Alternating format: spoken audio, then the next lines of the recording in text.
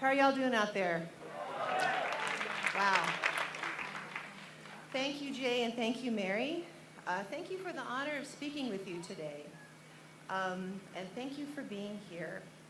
As Mila mentioned, my name is Kim Landsbergen. I'm a professor here at Antioch College. And it's a privilege to speak to you today. My task today is to unpack some of the vital connections between environmental justice, voting, and democracy. I'm going to do that today by focusing on two issues: climate change and water is life. So there's been a good bit of call and response with the singing today, and I also want to say thank you to the World House Choir. So there's a few points in my speech where I say water is life. And at that point, I want you to say that with me. Can we practice that now? Water is life. Good. In case that you have not heard of environmental justice before, Dr. Robert Bullard, considered to be one of the key founders of the movement, described it in a 1999 interview. Quote, "The environmental justice movement has basically redefined what environmentalism is all about. It basically says that the environment is everything, where we live, work, play, go to school, as well as the physical and natural world. And so we cannot separate the physical environment from the cultural environment. We have to talk about making sure that justice is integrated throughout all the stuff that we do," end quote. Now, almost 20 years later, America is waking up to the reality that our human health, in fact, our very survival as a species, is intertwined with the environmental integrity of our water, our air, soil, and all the other beings that we share this planet with. Especially within the last few years, more and more folks are realizing that many of our struggles are linked. Prison justice reform, racism, women's rights, LGBTQ rights, attacks on the environment. These are all symptoms of a sick system that places greed and profit above our common good.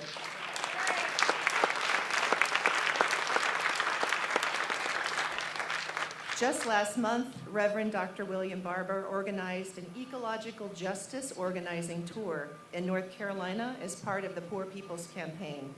According to the New York Times, Reverend Dr. Barber is making environmental justice and climate change a pillar of a modern-day war on poverty.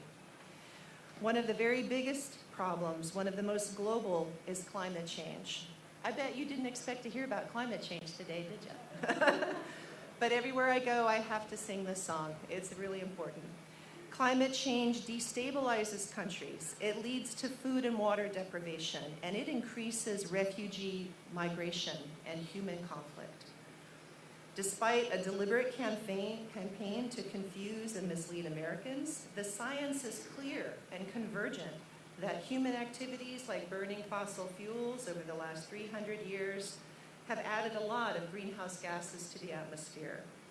And these additional gases have trapped heat and are warming our planet with rising seas and more energetic and intense bouts of drought, rainfall, and storms.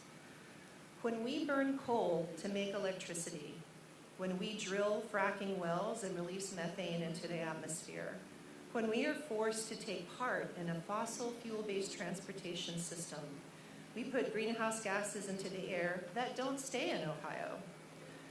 What we do here increases greenhouse gas levels globally, impacting the entire planet. This is not Vegas. What we do here does not stay here. And our own government knows this too. Quoting a 2014 U.S. government interagency report on climate change, and I directly quote, "The intensity, frequency, and duration of North Atlantic hurricanes, as well as the frequency of the strongest hurricanes, have all increased since the early 80s. Hurricane intensity and rainfall are projected to increase as the climate continues to warm. Storms are named, and they cost us in human lives. They cost us in ecological impacts, and they cost us in billions of dollars. I will say their names. Katrina, 2005, $161 billion. Sandy, 2012, $70 billion.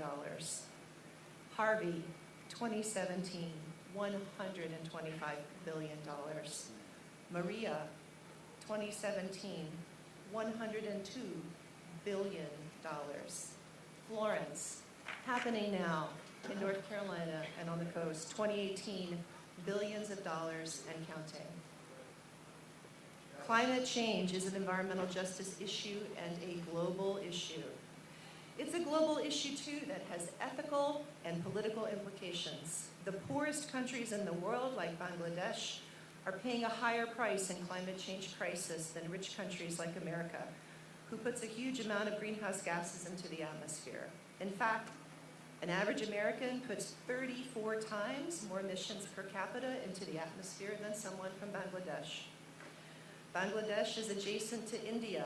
It is the most densely populated country in the world, with over 166 million people, in a country where almost half of them live within 10 meters of sea level. Climate change, increased storm frequency, and sea level rise are making a refugee crisis there, and it will get worse there and in other poor, vulnerable countries that did not make the pollution to begin with. Is this justice? Do you notice the trend? Although the tactic of the powerful is to divide us by our differences, to distract us with the crazy crisis of the day, and I know that you're like me and you look at your phone, you're like, okay, what's the crazy crisis of the day? And to manufacture doubt in science in many ways, and to make us believe that it's hopeless, that we can't change anything. Our unified message for everyone, everywhere, is that clean air is life. Say it with me, water is life. And we need all these things here in Ohio and all over the world. And we are prepared to organize and demand environmental justice and climate justice. In 2016, the Standing Rock Sioux Tribe and the entire Great Sioux Nation came together to oppose construction of a $3.7 billion oil pipeline from the Bakken fracking fields of South Dakota, known as the DAPL, or the Dakota Access Pipeline.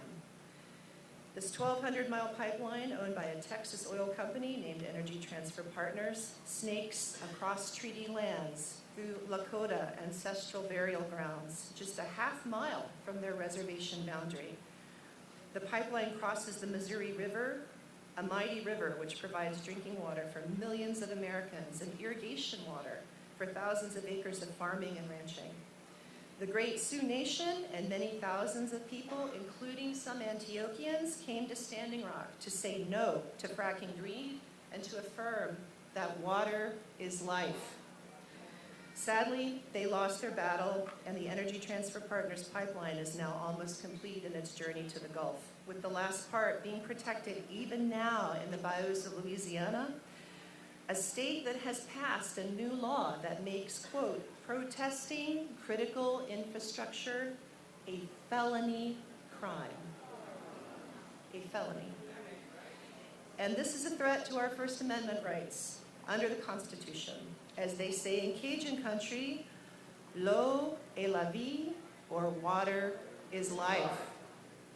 In 2014, over 300,000 people woke up in West Virginia, in Charleston, to find that their water was considered unsafe and they were unable to use it for cooking, bathing, brushing their teeth, bathing their babies. What happened? A spill of chemicals used by the coal industry leaked into the Elk River upstream from where the city drinking water intake is. People were using this water for days before the city detected the problem and shut off the water to the city. Due to this contamination, businesses closed, schools closed, hospitals struggled to meet their water needs, and the city came to a standstill for over 3 weeks. Residents there learned quickly that the coal industry has more power than the voices of the citizens of West Virginia's capital city. West Virginia is one of the poorest states in the country, and this is an environmental justice issue. Poor places like West Virginia are environmental sacrifice zones, where mountaintops are removed and streams are polluted to mine coal, racking up short-term profits for companies and leaving a long-term environmental bill that poor people are left to pay. Folks in Appalachia know that water is life, and Antioch alumni were there in West Virginia too, helping organize people in this crisis. Likely the most famous and still ongoing water crisis is in Flint, Michigan. Raise your hand if you've heard about the water crisis in Flint, Michigan. In Michael Moore's new film, he refers to this crisis as slow motion genocide against Black and poor residents of Flint, Michigan.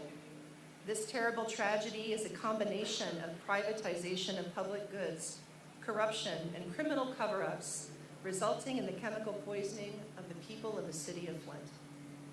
In 2014, the city switched its water supply from Lake Huron to the Flint River. Within weeks, residents observed dark brown water with coliform bacteria and other health hazards that with further testing was found to include lead. Their city water supply was a lead delivery system. Think about that.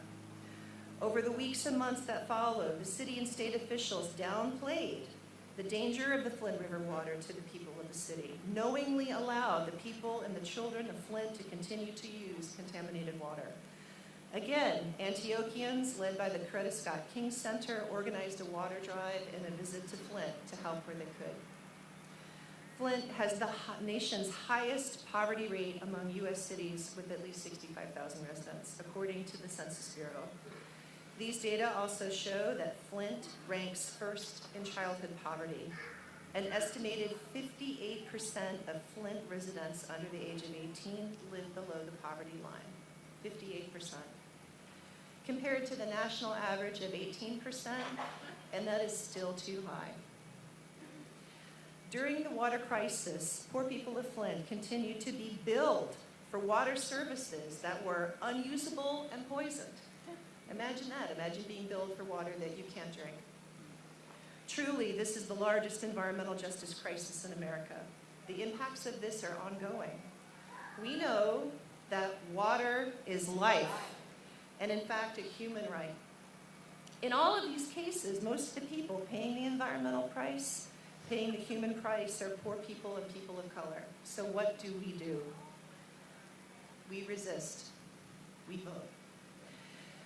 When this situation means that someone else is profiting from polluting your environment, supposedly a state or federal agency should be supervising and protecting the well-being of our environment, managing the greatest good for the greatest number of people. These agencies are in fact supervised by state and federal elected officials who are the people that we elect to Congress. This is where we come in. They do our work. They work for us. We elect them. We must demand that they do their job and protect the environment we all depend on, or we will elect someone else.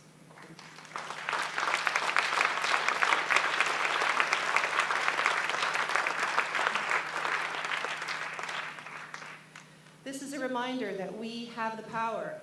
We have the power to vote in or vote out elected officials who write laws and supervise agencies. We have to call, write, email, tweet, do whatever it takes to let them know that we demand environmental justice. We have the power to call and visit our elected officials, to pressure them to protect us and our environment, and to not take corporate profits or lobbyist money. We are watching them. We have the power to use social media, direct action, Kingian nonviolence, and other methods to create unbearable social tension and to build pressure and demand change. A shining example of hope is the bill that Governor Jerry Brown of California just signed, stating that by 2045, all the energy generated in California, which is, I believe, the 9th largest economy in the world, has to come from renewable energy. That means no more fossil fuel emissions. This is progress. This is a reason to hope. In closing, let us recall why we are here together today. We're here to recall the power of voting and in democracy and to claim our place at this table for many, many reasons that our speakers have mentioned and other speakers will share. We are here to recall the struggles of those who have come before us that fought for our rights to vote. We must stay vigilant and keep our eyes on the prize and keep on using our power to vote and to use our domestic rights to elect a government that represents us and does the work of the people. Last election, 63 million people voted for the Republican candidate, and 66 million people voted for the Democratic candidate, but 100 million people did not vote at all. I'm going to say that again. Thank you. 63 million people voted for one candidate, 66 million people voted for another, but 100 million eligible voters did not vote at all. And that is why we are here today. Non-voting was the biggest political party in the election 2 years ago, so we must change this. Let us remember that democracy is not a destination, it's a journey that we all need to join in if we're going to have a say about where this trip is taking us. Voting doesn't just mean showing up to the polls every 2 or 4 years. Democracy means showing up and committing to being part of the hard work of governance.